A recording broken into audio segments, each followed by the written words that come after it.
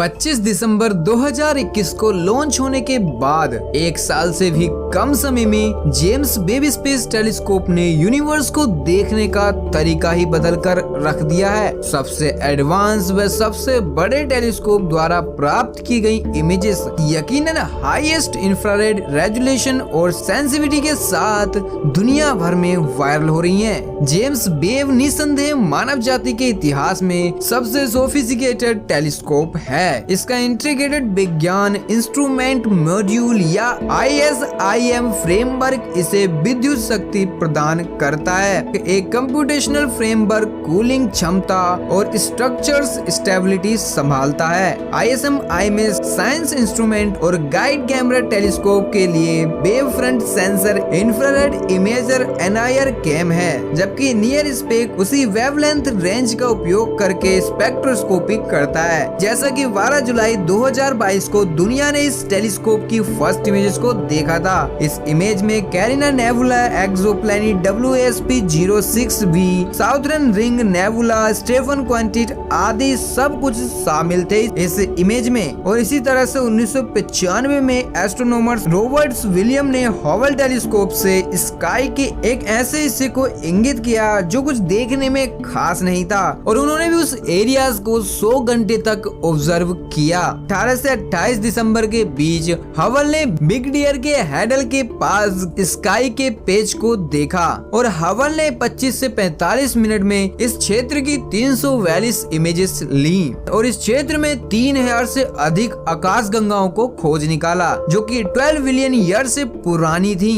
2022 से पहले हबल हमारे यूनिवर्स की आंख थी, पर अब JWST है और हबल टेलीस्कोप के डीप फील्ड इमेज में दिख रही गैलेक्सीज पर रिसर्च करना शुरू किया गया है। हालांकि वे आकाश गंगाएं वैसी नहीं थी जिसकी हमने अपेक्षा की थी, बल्कि ये अरबों सोलर मासेस के स्टेलर मासेस के साथ असाधारण रूप से उज्जवल हो रही थी। ऐसी विशाल विकसित आकाश गंगाएं जो एक्सपेक्टेशन के सेट को डेफ्ट करती हैं, यूनिवर्स के विकास के हमारे मानक मॉडल को अब गलत साबित कर रहा है। James Webb space telescope JWST द्वारा किए गए नए अतिरिक्त गैलेक्टिक ऑब्जर्वेशन को अंत में साझा कर सकते हैं, और सबसे महत्वपूर्ण बात यह है कि इन ऑब्जर्वेशन का मतलब है कि बिग बैंग थ्योरी गलत है। इस पहेली को समझने के लिए आइए समय में थोड़ा पीछे चलते हैं, जब माना जाता था कि यूनिवर्स का निर्माण पहले सेकंड के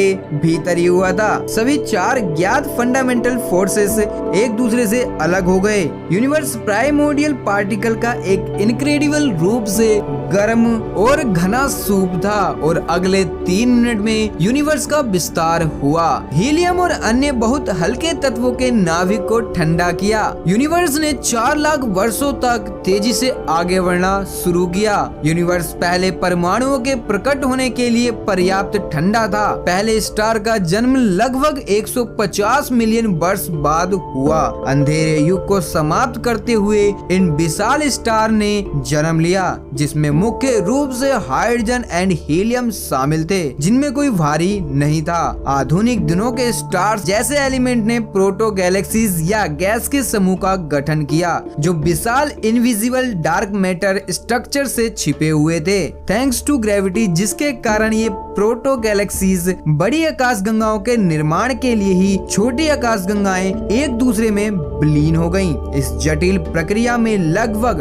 1 बिलियन ईयर्स का लंबा समय लगा, लेकिन अब माना जा रहा है कि जेम्स वेब स्पेस टेलीस्कोप के ऑब्जर्वेशन इस पूरे मॉडल को चुनौती दे रहे हैं। एस्ट्रोनॉमर्स का कहना है कि उन्हें इन छोटे प्रोटो गैलेक्सीज के टुकड़ों को देखना चाहिए, जो अभी तक एक विशाल गैलेक्सी बनाने के लिए विलय नहीं हुए हैं। इसके विपरीत भी वो कुछ चीजों को देखें जो पहले से बड़ी आकाश गंगाएं थीं। उनमें से एक GLZ-13 है, जो एस्ट्रोनॉमी लेवल 13.1 की एक रेड शिफ्ट को दर्शाता है। रेड शिफ्ट को एक आयाम रहित मात्रा द्वारा दर्शाया जाता है। Z.Z=0 वर्तमान समय को दर्शाता है, और जैसे जैसे गहरे स्पेस के ऑब्जेक्ट्स के लिए मूल्य बढ़ता है, वैसे इसकी दूरी और हमारा लुक बैक टाइम में लेवल 11 रेड शिफ्ट से ऊपर की आकाश गंगाओं को खोज करना एक बड़ी बात हो जाती है। और हबल अपने 30 वर्षों के एक्सप्लोरेशन में केवल एक ही ऐसी गैलेक्सी को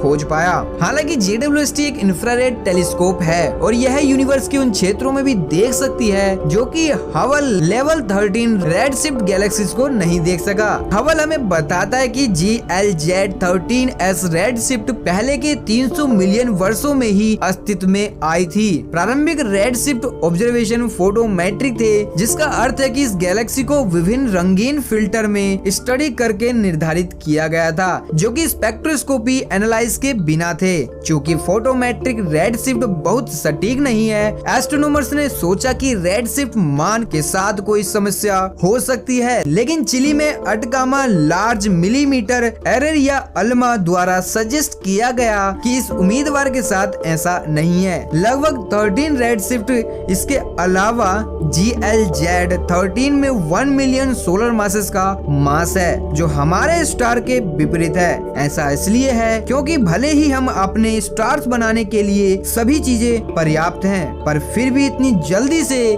किसी स्टार में इतना डेवलपमेंट, इतना बड़ा साइज हो जाना पॉसिबल नहीं है। अगर ऐसा पॉसिबल था तो हमें मॉडर्न डेज में आकाश गंगाओं में ऐसी प्रक्रिया देखने को क्यों नहीं मिल रही। ऑब्जर्वेशन में कॉस्मोलॉजिस्ट के हमारे मानक मॉडल के बारे में व्याख्या करना इस समय मुश्किल है। जब एस्ट्रोनॉमर्स बहुत पुरानी आकाश गंगाओं को देखते हैं और उनके द्वारा भेजे जाने वाले प्रत्येक केमिकल एलिमेंट्स की मात्रा को बिग बैंग थ्योरी से सहमत किया जाता है, तो दूर की आकाश गंगाओं का red shift big bang model के साथ संरेखित होता है। और जो प्रकाश हमें इन आकाश गंगाओं से आता है, वह जब तक हमारे पास तक पहुंच पाता है तब वह हमें लाल दिखाई देने लगता है। और ये लाल रंग दिखना ही हमें बताता है कि यह आकाश गंगा हमारे से दूर जाने के परिणाम के कारण ही लाल दिखाई दे रही है। यूनिवर्स में देखें तो सब कुछ अलग हो रहा है। यदि आप समय में पीछे की ओर देख सकते तो आप आकाश गंगाओं को एक साथ